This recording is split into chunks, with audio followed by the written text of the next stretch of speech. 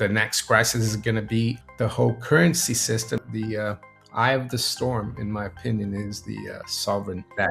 But you're saying it's a global sovereign debt crisis. What does a global sovereign debt crisis mean? What does that translate into? Does that yield a new global monetary system? The West and its allies, they're the ones who are going to suffer. I would say we could go as high as 7,000 by the end of this year. I wouldn't be surprised. 7,000 gold by the end of this year. What takes us there? Inflation is deliberate policy. It's not something that comes out of the blue. And governments and central banks are going to keep doing it until they can't. This conflict in Iran is going to be akin to Britain's Suez crisis, where after that, Britain really went downhill. It is going to accelerate a de-dollarization. It's going to be a multipolar currency system with gold and silver as the major reserve assets. You recently said on your YouTube channel that silver can reach $100 per ounce by July. Break that down for us. This is The Real Story with Michelle Makori. Hello, I'm Michelle Makori. Thank you for joining us here on The Real Story, where we go beyond the headlines, beneath the surface and behind the curtain to show you what is really happening with money, markets, and power.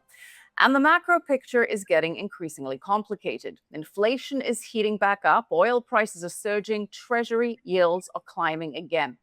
Producer prices just hit their highest level since 2022. At the same time, economic growth in the US is slowing, and that is reviving fears of stagflation, persistent inflation, weakening growth, tighter financial conditions, and mounting debt stress. Yet, equity markets continue to hit new record highs. But bond markets are flashing warning signs. The 30-year Treasury yield has surged above 5.19%. That is the highest level since 2007, right before the 2008 financial crisis hit. The 10-year Treasury yield is pushing back towards 4.7%. Investors are demanding much higher compensation for holding U.S. debt. And according to the newly released Fed minutes, many policymakers are in fact now openly discussing the possibility of raising rates again if inflation remains persistent. Gold and silver, of course, are back at the center of the macro conversation, and my guest today says that this environment could become extremely bullish for precious metals. In fact, he believes silver could retest $100 an ounce as soon as July. So what comes next for the U.S. economy, for gold, for silver, and for the markets at large? Let's bring in Mario Innecco. Mario is a former London bond and futures markets professional turned macro commentator, known for his deep skepticism of central banks' fiat currency systems. He was born in Brazil, where he experienced inflation firsthand, and Mario brings a sound money and Austrian economics perspective to his analysis of gold, silver monetary policy, and the shifting global financial order. Mario, so good to have you with us. Welcome.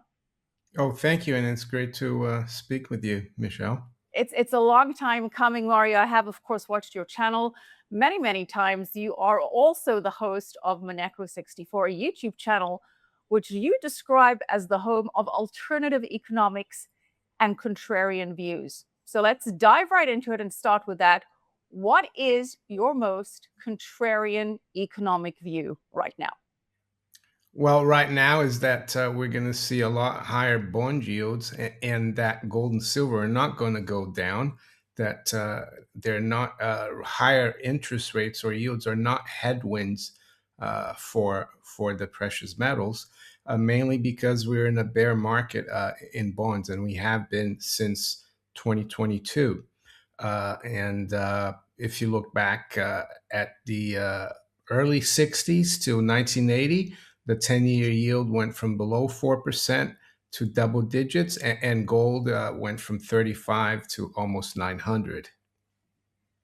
Okay, now typically the thinking is, Mario, that higher yields are bearish for gold because people don't have a benefit. They don't make money by holding gold. They can put money in the Treasury, which is deemed as safe, and get return on that money, on that investment, whereas holding gold does not produce yield. So Why would this case be different? If we're going to have continuously higher yields, why is that counter to the typical idea that this is bad for gold? Well, because if you have a bear market in bonds where the yields, the high yields become higher and higher through time, it means that the bonds are losing, the principal is losing value.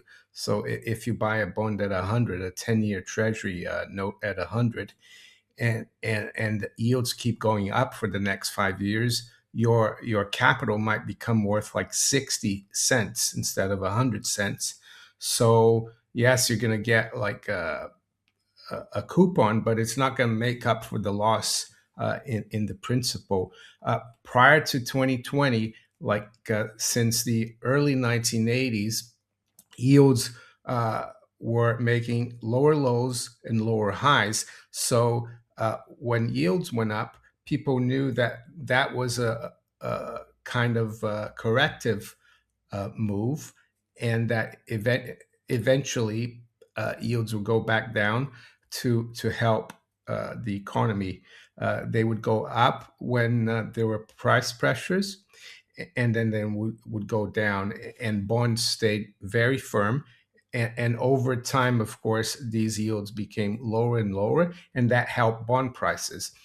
And to me, the biggest signal that we're near an end of this bull market was in 2019, when we had about $17 trillion in negative yielding uh, bonds, which was something prior to that was something that was never even touched upon in academic books about bond investment or fixed income investment. And the only reason it happened was because central banks did so much QE that they drove the yields into negative territory.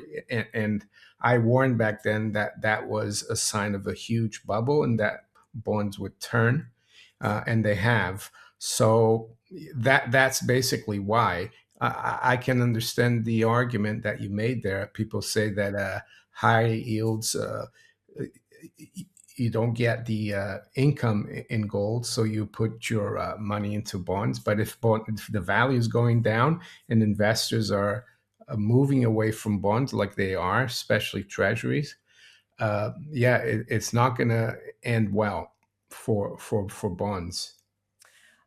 Just for the viewers who may not follow the bond market that closely, let's break down what rising yields actually mean, because many people hear the term higher yields, higher treasury yields, and they assume that that simply means that investors are earning more interest, and that's a good thing. But yields have an inverse relationship to price. Yields rise because bond prices are falling.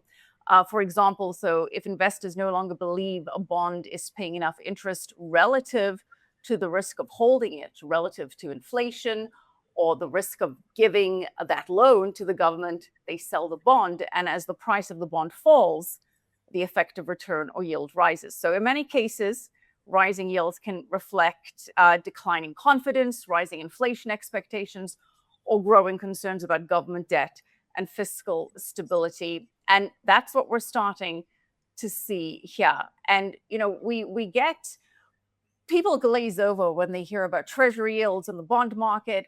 And a lot of us hear the words, we're going above 5% for treasury yields for the 30-year. The 10-year is nearing 5, and that's terrible. But simplify why that's so bad. Simplify what that can lead to. Simplify for the viewers that are not that conversant in this particular area of the economy, what that means, what that translates to, and what that means for the average person and investor. Well, first of all, the bond market is the biggest capital market. It's big, even bigger than stocks. And in the case of the United States, the US Treasury is considered the risk free rate of return, the 10-year yield. So mortgage rates, corporate yield, corporate bond rates, uh, credit card loans, everything is priced off the 10-year yield. So if they're rising, that means the cost of credit throughout the economy is going to be uh, higher. I just saw an article on Bloomberg actually before we started talking, and it says home buyers hammered as war fueled bond rout drives up rates. So the other thing apart from that is the reason why higher yields are not good for people who have invested in bonds is that, for example, you buy a bond issued by the Treasury tomorrow, let's say at 5%, 30-year bond, and you pay 100, and then in 6 months' time, uh, the yield is up to like 6% in the secondary market. Well, that 100 is probably going to be worth, let's say, 95. I haven't done the exact calculation, but what it means is that you are getting 1% less than you could have uh, gotten if you had waited to buy that bond. So, yeah, in the past, before 2020, there's a point where the higher yields would turn, and it was the analogy I have for those 40 years is that the uh, the credit market was sailing downwind, and it was really good for borrowers because they could always refinance at lower rates. They could buy more assets, and it helped everything. But now we're sailing against the wind, and it's a lot tougher. So, what is likely to break first here? Housing, private credit? Where do you see this bond bear market really manifesting in the ugliest form first? Well, I think private credit is already in trouble. Housing could be as well, but I think this is going to be a much bigger crisis because if we go back, let's say to the dot-com bubble, that was like a tech bubble crisis. Then after that, they pumped up the system again. Alan Greenspan cut rates to around 1%, and that created the housing bubble. And then we had the housing bust. And now I think that the next crisis is going to be the whole currency system, and the currency system in the U.S. and everywhere else under a fiat currency system is the other side of the currency are bonds. They're just cash, but for cash in the future, people lend that. And I think that's why it's going to be a huge crisis. It's going to affect everything, and it's something that hasn't happened really. You have to go back uh, to like the early 1930s when they had a major sovereign debt crisis, or you can also go back to 2010, 2012 in Europe, the uh, the the sovereign debt crisis there. Uh, the major, not the major, but the periphery, like Portugal, Italy, Ireland, Greece, and Spain. I think that was a precursor. They were able to kick that can down the road, but what it showed, Michelle, is that like when Greece went under, all those other countries went under as well, and they had to bail it out. So, but now we're talking about the biggest countries in the world, like the US, Japan, the Eurozone, not just the Mediterranean countries, but France, Germany, the UK as well. And the other thing is, with the bull market we had for 40 years, there's so much debt that was taken on that now we are at a point where I think we have about 12 trillion to 14 trillion needing to be refinanced in the OECD in the next 12 months or so. And a lot of these bonds are like 5-year bonds that were taken on when rates went down to zero during COVID and all the QE. So yeah, it's that's where I see the big crisis, and it's going to affect everything, of course. But the eye of the storm, in my opinion, is the But you're sovereign saying, debt. but you're saying it's a global sovereign debt crisis. So, if this impacts everyone around the globe, or are some economies immune, or are we too intertwined at this point? What does a global sovereign debt crisis mean? What does that translate into? Does that yield a new global monetary system? Break down what that crisis actually looks like. If it's global, it's not just the US, it's other countries as well. Yeah, we have to go back, I guess, to the Bretton Woods system, and a lot of all the Western countries, their monetary and financial systems are a derivative of the U.S. So I think it would hurt all those major countries like Japan, Canada, the Eurozone, the UK, Norway, Denmark, Japan, South Korea, Australia, New Zealand. I think the countries that could be kind of immune. Well, one especially is Russia because they've been kicked out of the system. They're outside the Western financial system since 2022, so I think they would be okay. Uh, China right now, their bonds are behaving. I think the last I saw, and I could be wrong, but their 10-year yield was below 2%. And even though there's a lot of speculation, they're hiding a lot of losses from the real estate bubble. But I think, yeah, I think China and Russia might be able to weather the storm better. But yeah, the West and its allies, they're the ones who are going to suffer. Thank you so much for watching and supporting these conversations. If you're enjoying this content and want more in depth interviews and analysis on the forces shaping markets, money, and geopolitics, make sure to subscribe to the channel and set your alert notifications as well. I really appreciate you helping us grow this community. And if you would like to learn more about precious metals and get a customized precious metal strategy that best suits you and your finances, you can reach the expert team of brokers at Miles Franklin at info@milesfranklin.com. Now, back to my conversation with Mario Innecco, and stay tuned to the end for his outlook on silver. What does that suffering look like? What does that storm look like for people in the United States if this does, in fact, blow up into a sovereign debt crisis? I think it's already showing up the cost of living for the bottom 90%. That's yeah, becoming harder and harder. I think the top 10 might keep doing well if they keep pumping if they come in and try to save the system and do more QE and print money, but it's not going to be good for anyone. um, and it will mean like a higher cost of living. Basic necessities are going to be very difficult to get. The currency is not going to buy as much. And I think we could even see investments in paper assets. They're going to suffer.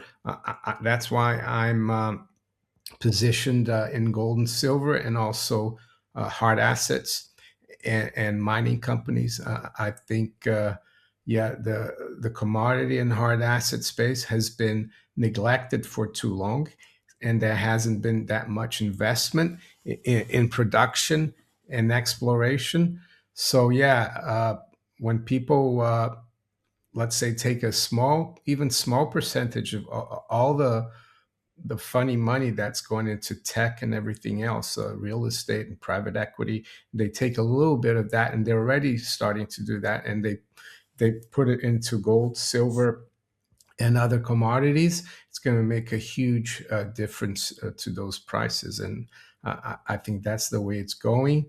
Uh, the other thing is socially and politically, we're already seeing it, Michelle. There's a lot of instability everywhere in the West, politically, socially, and also geopolitically, of course, with wars popping up all over the place. And to me, they seem to be more proxy wars. And I actually think President Xi was right about what he said, that he was concerned that the US and China were falling into Thucydides trap, which is basically the geopolitical, let's say, concept that a waning power will try as hard as possible to stop a rising power from emerging, and that creates a lot of geopolitical instability. And I think, unfortunately, that's going to continue.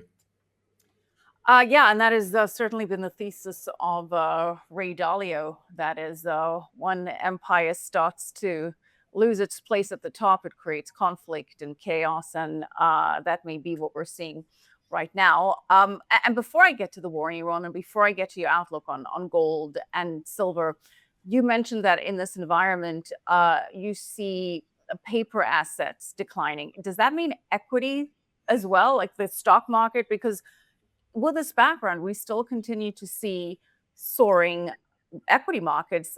Many would argue that it's because of liquidity coming in and there's nowhere else to put your money. That it's another way to fight against inflation by having exposure to the equity market. You could even go so far as to use the Mises term of a crack up boom, that everything rises in this environment. So when you say paper assets, I believe was a term you used, what does that mean? What is your broad outlook on US equities in this environment that you see happening? Yeah, I think it's going to be like from the mid 60s until the 80s, where they went sideways. Sometimes they went up. I think, like you said, there's a lot, so much liquidity that is going into like tech and AI. And now people are talking about the SpaceX IPO. Everyone's really excited. But yeah, so paper assets, yeah, stocks in the general stock market, bonds, financial products like corporate bonds.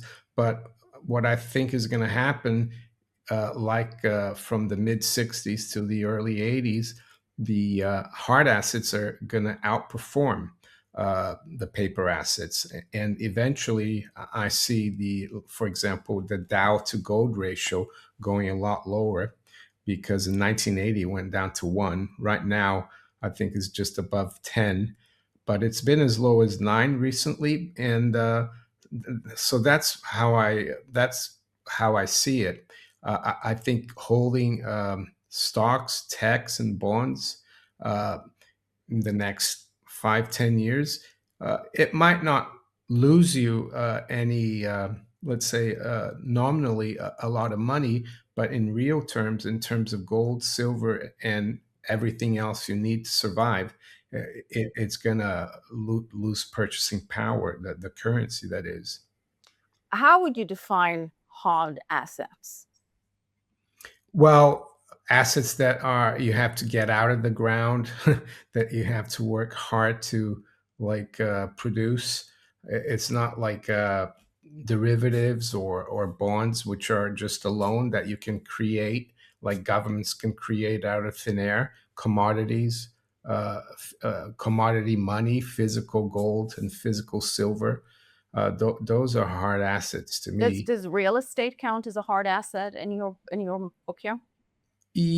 I guess farmland would, because you use that to grow crops, which are they are commodities.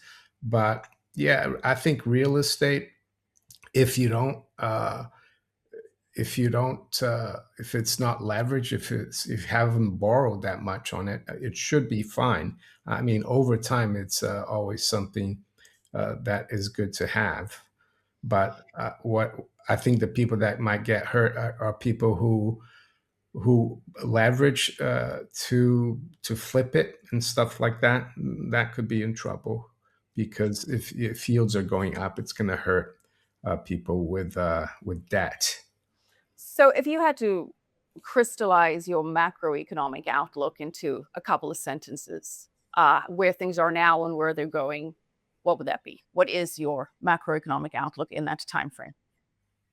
Yeah, you can't fight maths because that's basically what it is.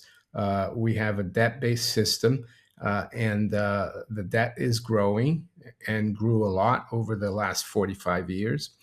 And unfortunately, now the cost of servicing the debt and renewing the debt is getting larger and larger. And there's no way, the only von Mises said that one way to stop the inflation, because growing debt in a fiat currency system is inflation. There's only two ways to do it. One is to stop it, raise rates, and collapse everything, or the other one is to keep inflating, keep the debt going, and that will end up in a collapse. But it will be like a hyperinflationary crack up, boom, melt up, whatever. Either way, I think it's really prudent to have some physical gold and silver and hard assets outside the system, because even if they do pull the plug and we have a deflationary collapse, there's going to be massive bankruptcies everywhere, and you will want to have gold and silver as well. But personally, I don't think they're going to do that, because politicians, they never like to see deflation and depression. They'd rather inflate.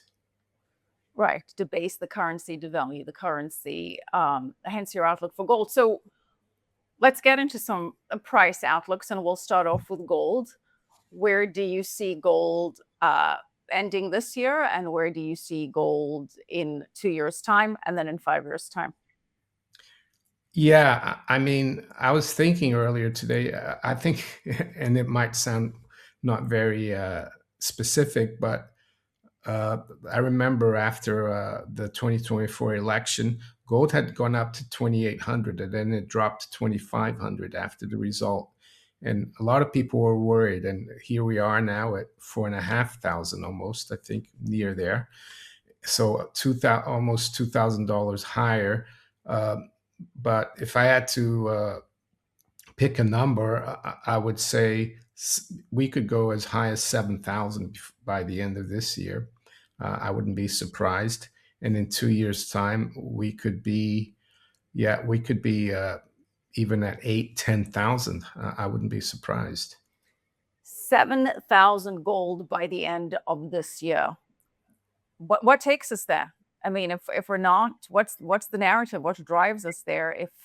If we're Fed's not cutting rates, which it may not. Now the latest data is actually expecting well, there's about 40% chance, according to the CME Market Fed Watch tool, that they'll actually hike again. So what propels gold to 7,000 by the end of 2026?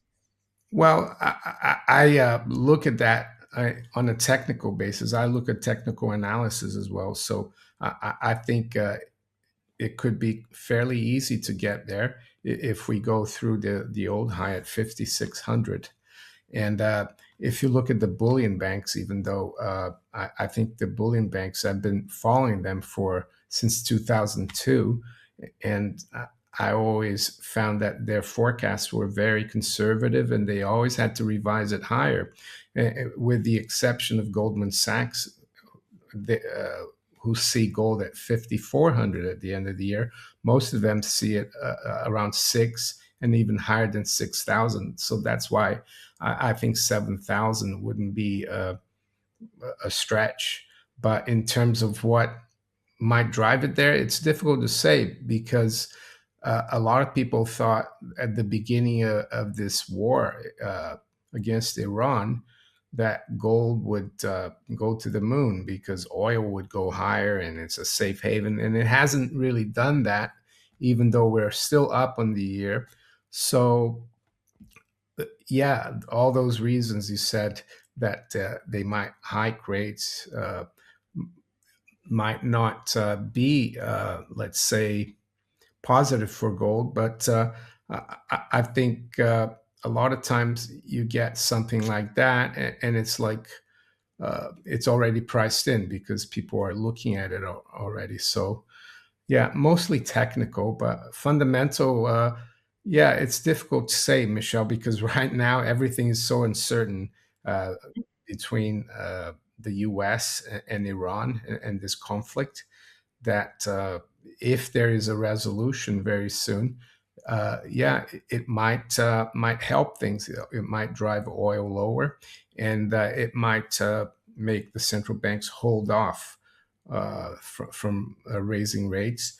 I mean, I saw some statistics in Europe today. The purchasing managers index, service sector, they all dropped well below 50, even though the US one's still holding up. But I think it's only a matter of time. So, yeah, if we get some kind of resolution to the Iran war, and then yeah, we could see things calm down. The central banker and the economy slows down, then they might actually have a reason not to raise rates. And if anything, uh, I follow M2 or money supply, and for all the major countries, it's making record highs. So they are kind of inflating. They're talking about higher rates, but at the same time, they're pumping the liquidity into the system. Well, we are getting a new Fed chair. Kevin Warsh will be stepping in.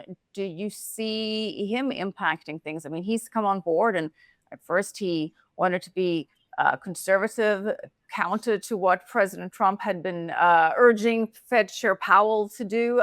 Kevin Warsh also wants to rejigger how we calculate inflation. What do you expect from the Fed chair if you think that that may ultimately land up driving gold a bit higher? What is the outlook there? Yeah, I mean, I think he had to try to sound tough on inflation because, and I think the vote in the Senate was like the narrowest margin to elect the Fed chairman. So a lot of opposition to him because a lot of senators and people thought that Trump would get someone that would do what he wanted.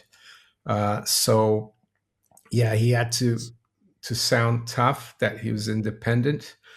And I think, though, any Fed chairman in the last, well, since Paul Volcker, whenever there's a crisis and there's a problem with liquidity in the financial system, they will do whatever it takes to keep the system going, and that usually means uh, cutting cutting rates or printing more money. And I think this new Fed chairman, Kevin Warsh, will do the same. Yes, he wants to use mean, what's it called again? Mean PCE. Yeah, mean. It's a way to measure the PCE where you take out the highest movers to the upside and the highest mover to the downside. It's uh, to smooth out the PCE. And I've looked at that, and usually when prices are dropping, this measure looks very similar, moves in tandem with the normal PCE. It's only when prices or inflation start rising that it makes a difference. I think it fools people because it looks a lot lower. So that's an excuse to cut rates. Hmm. I think that he's going to use. And I heard that he mentioned something about AI as well, that it would be deflationary, kind of implying that it would be easier for him to cut. And yeah, so I don't think he's uh, the new Paul Volcker, because when Paul Volcker was around, the debt to GDP, public debt to GDP was around 32%. Now it's like almost 132%. Right. I mean, as you say, even if he wanted to be the new Paul Volcker, he's in no position to do so.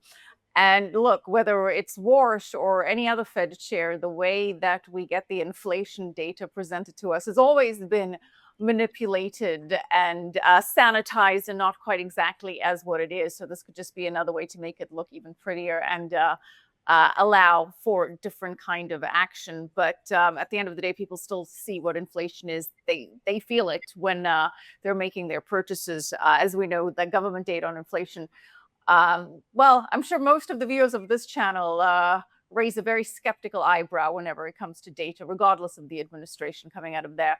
Look, as you mentioned, a lot of this hinges on what happens with the war in Iran. And granted, I mean, that has been a big factor of uncertainty. The Iran conflict is, of course, largely behind this inflation surge as it continues to disrupt the global energy markets and fertilizer markets and a whole host of things that go through the Strait of Hormuz. Markets have somewhat become a little bit desensitized to the latest headlines under what this has been a fragile de facto ceasefire between Iran and the US. The latest that we have on this, and granted this could change by the time we post this video, but that Iran is saying that the latest peace proposal submitted by the US has partly bridged the gap between the two sides. Interestingly enough, though, Tehran, according to Iran, is reportedly in active discussions with Oman to establish what could become a permanent peacetime toll structure for ships crossing the waterway. That's according to the Iranian foreign minister.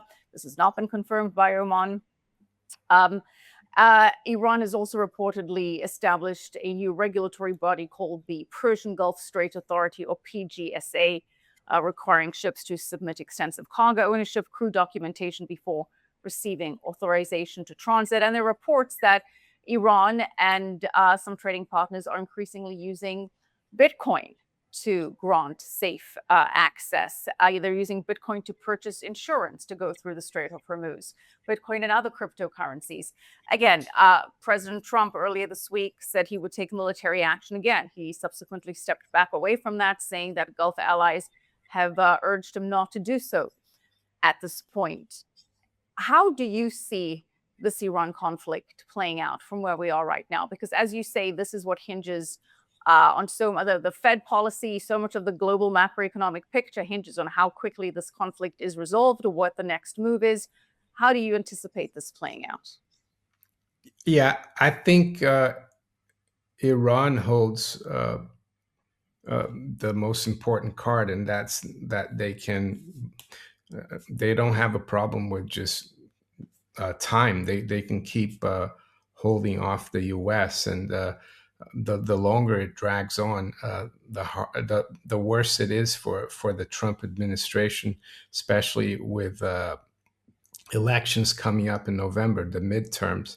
And yeah, like you said, the markets are desensitized right now. It's like a seesaw. You hear something that Iranians being hawkish, and then oil goes up, gold and silver go down, the stock market goes down, but it's becoming less and less volatile like it was a month or two ago.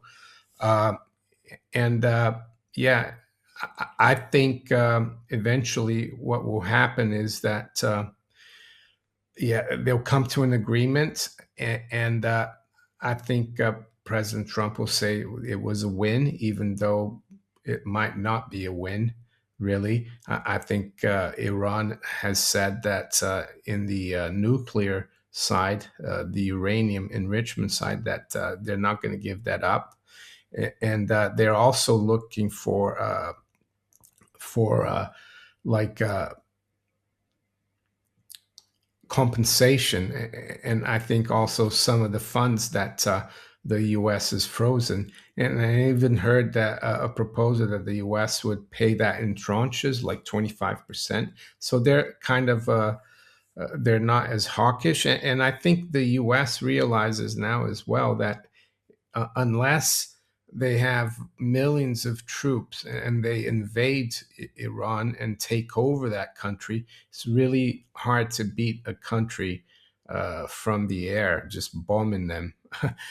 And I don't think the American people have the appetite to go and fight this war in Iran, like where you probably need 3 million troops to invade Iran and like take over it, because Iran has probably about a million active duty troops that they could use. So just flying over Iran and bombing sites and stuff, I don't think that's going to do anything. So that's why uh, I think Iran is going to get quite a bit of what they want. And if you remember well, in the beginning of the war, the objective of the Americans was regime change, and they killed the Ayatollah Khamenei a few days after it started. And I think at that time, probably the Trump administration and his advisors were probably really optimistic. But here we are, almost three months later, and it's still ongoing, and the regime still there. Well, I think that was one of the preferred objectives was regime change. They seemed to kind of move the goalposts on that one a little bit. I don't know that that was explicitly stated. I think that was a strong preference.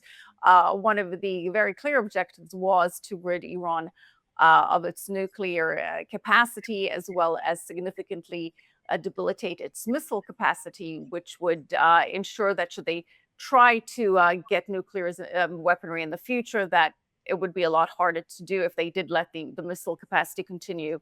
At least that's what Secretary of State Marco Rubio had to say about that. But to your point, regime change certainly would have been what they wanted, and they have continued to take out one head of the existing regime after another, and the opposition there has not risen up successfully.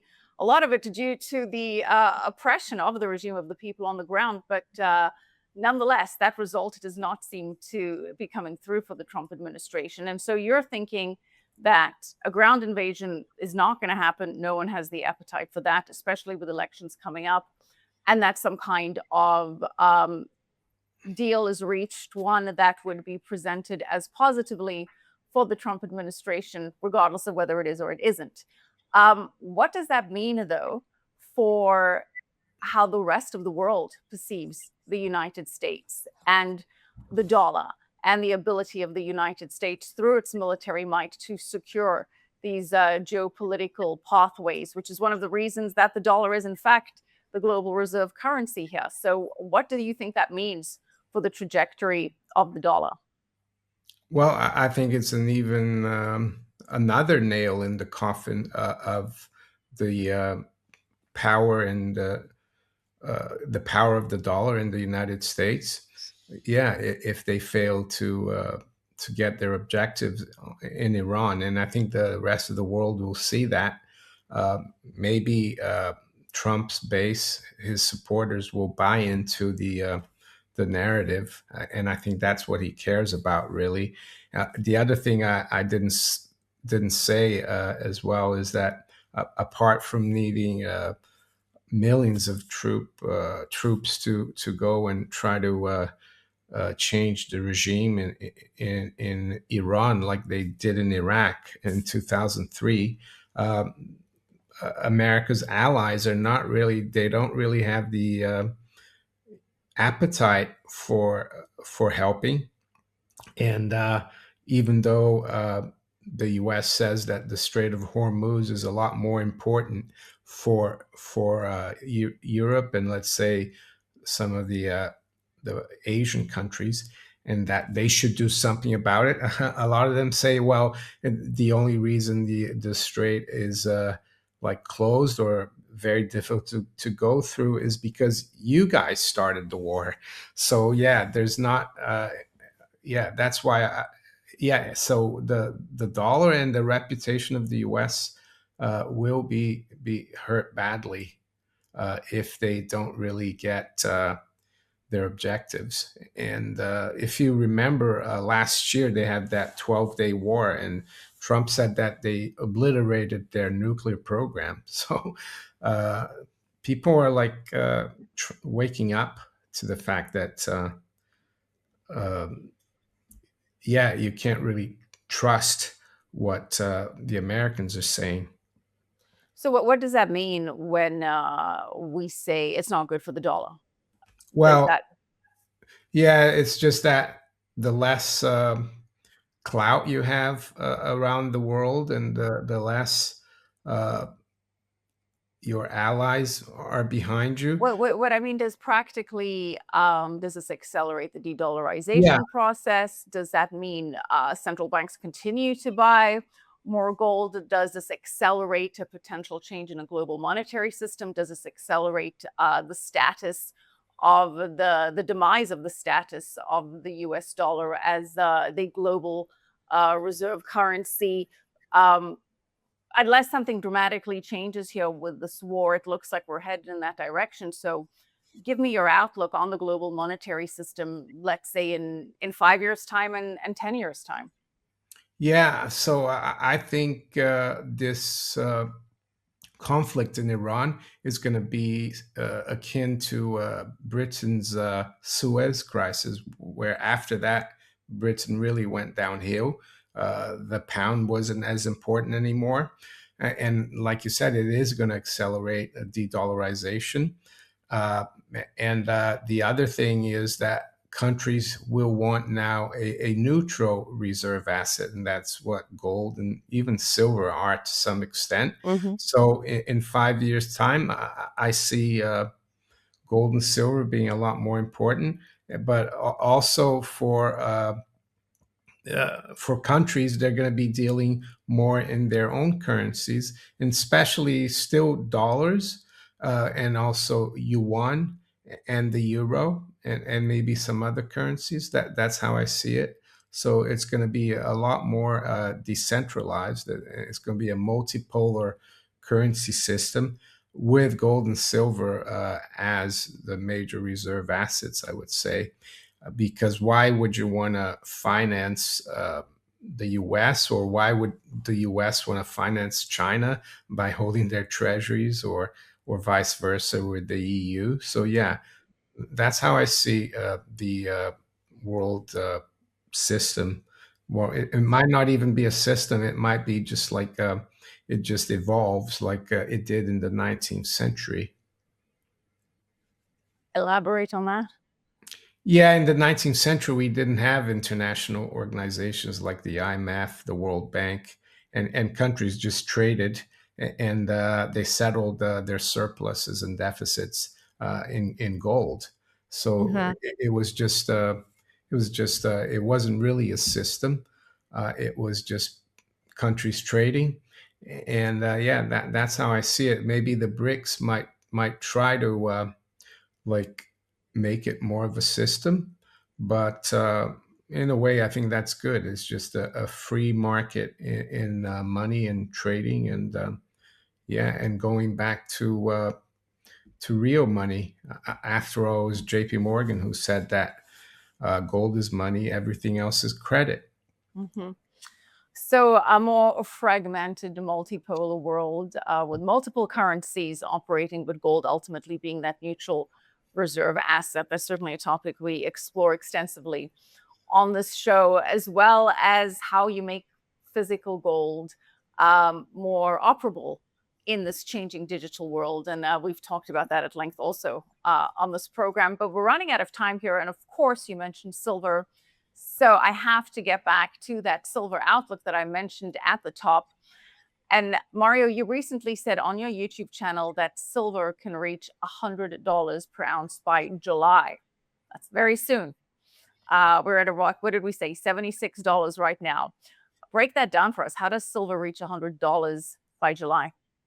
Yeah, so here's the chart, and the reason why I see it going probably to near 100 by July is that we saw a low here on March 23rd, around 60. And ever since then, we've seen higher highs and higher lows. And the recent low here also hit this trend line that we had broken out of. It retested it and it's held. So if we make a new high in the next few weeks, I mean, and we go through 90, it's a very uh, like it's not very far away from 100, and that's why I said I think we could go to 100. It's just it looks like we're now back on on, the trend is higher because we're making higher highs and higher lows. Of course, this is nothing is ever like in technical analysis can change, but it looks pretty good in my opinion. And what do you think could be the fundamental or macro narrative that gets that to align with the technicals?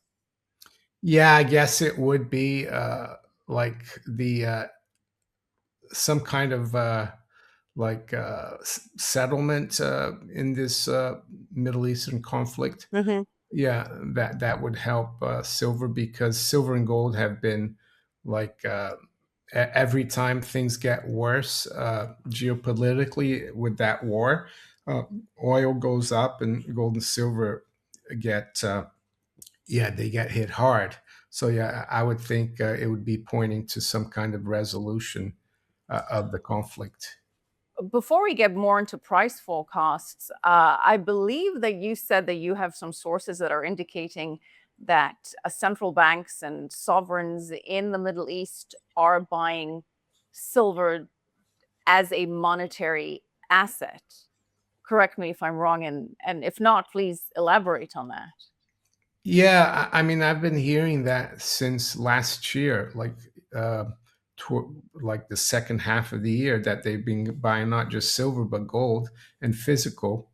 And if you think about it, the higher the price of silver goes, and I mean, we are at unprecedented prices going back. If you go back 45 years, if someone had uh, told you like a year ago that silver would go up above 100 and would be at 75, people would have questioned that because that 50 level had been such a big barrier.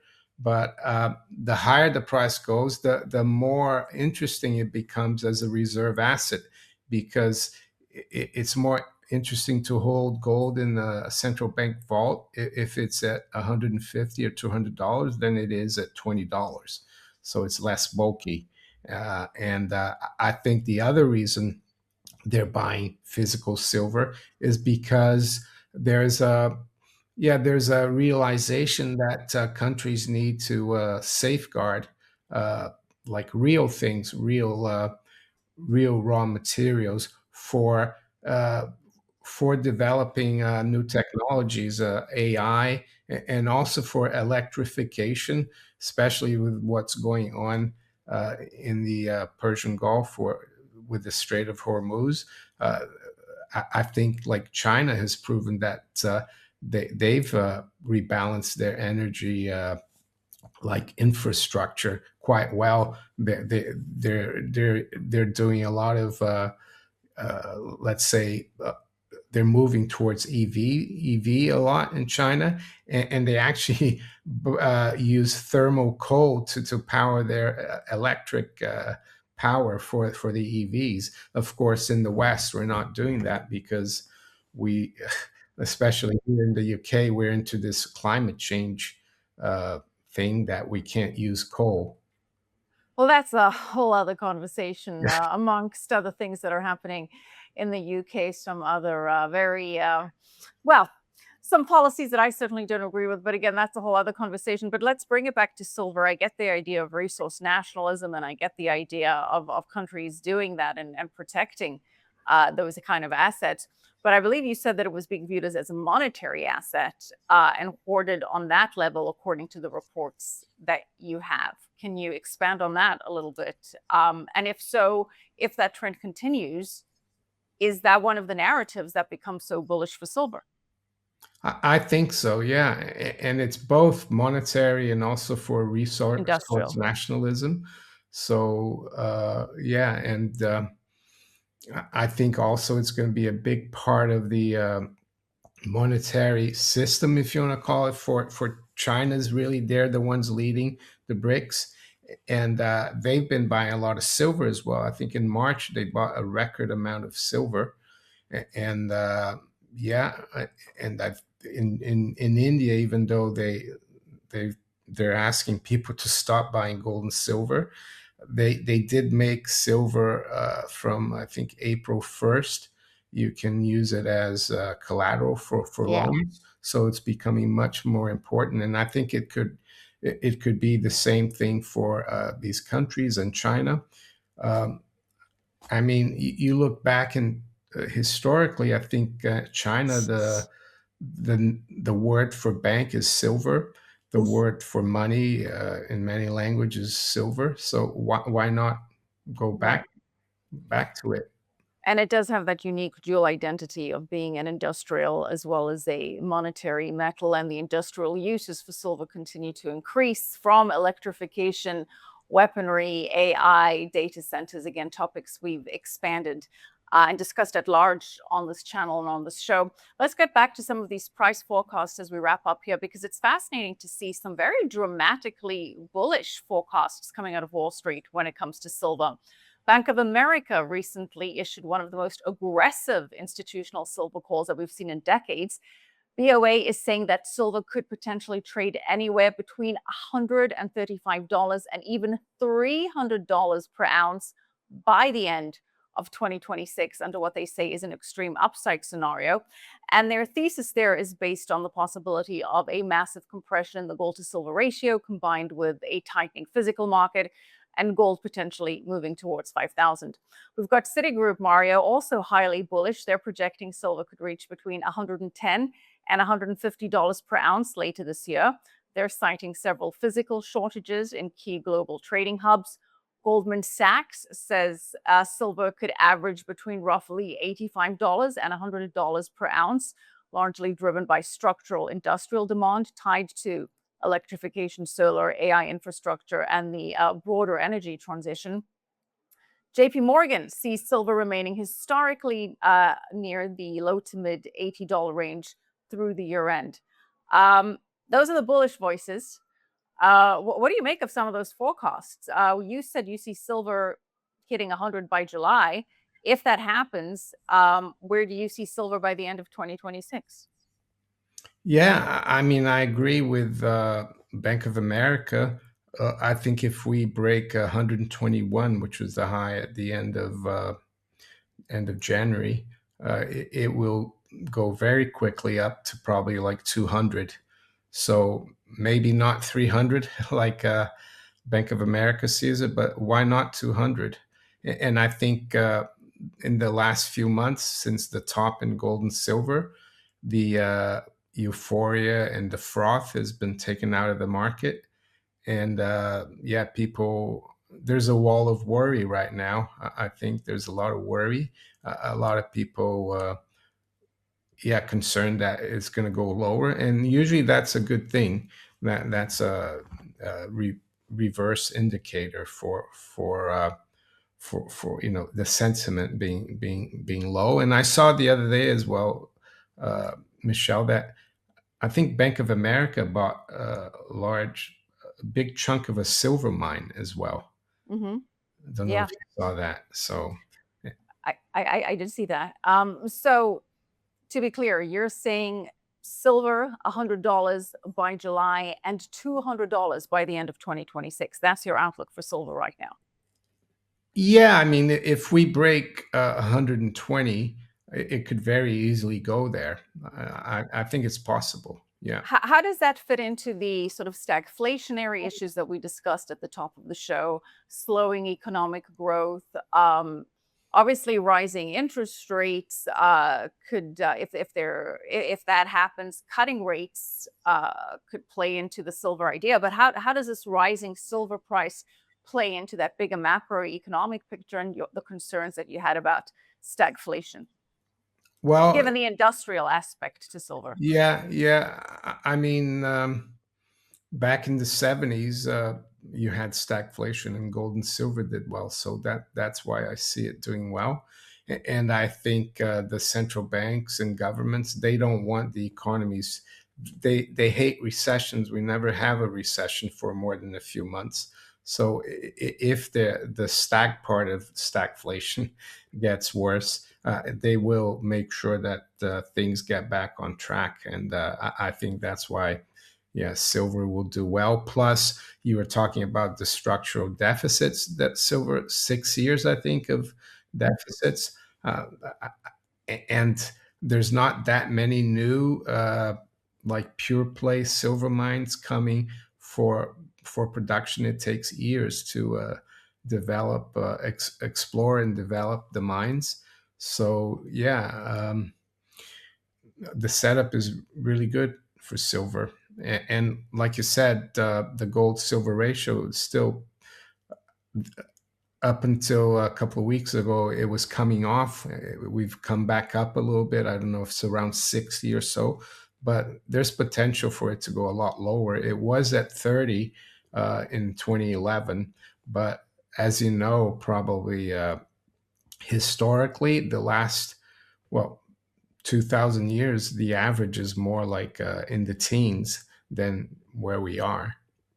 And you said you were very bullish on miners as well at the top of the show. There has been some concern that margins are getting squeezed for miners as we're seeing higher energy costs. How do you calibrate those concerns? Well, yeah, that's true. Energy costs are going up, but if they go up 30 or 40%, but the miners, their profits go up 150 or 200%, yeah, it will make a little difference to their profits, but they're still making a lot of money. So that's how I see it. Do you have any particular miners that you are especially bullish on that you can share? Well, I just have the major ones, like in gold and silver, and I'm more weighted towards silver right now. Yeah, P- companies like Avino in the silver sector, Pan American Silver, Newmont, just boring stuff. The big ones.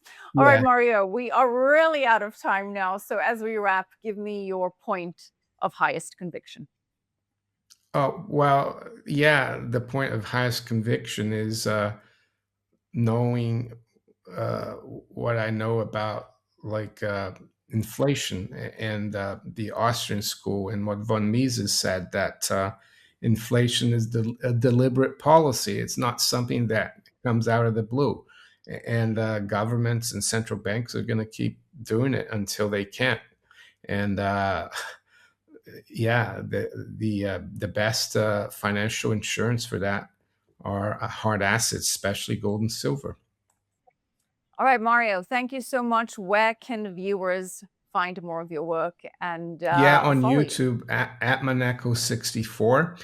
And I would add as well, Michelle, that a lot of my videos are copied and my face shows up, a lot of AI. So make sure you check that you see my face, that it's at Maneco64.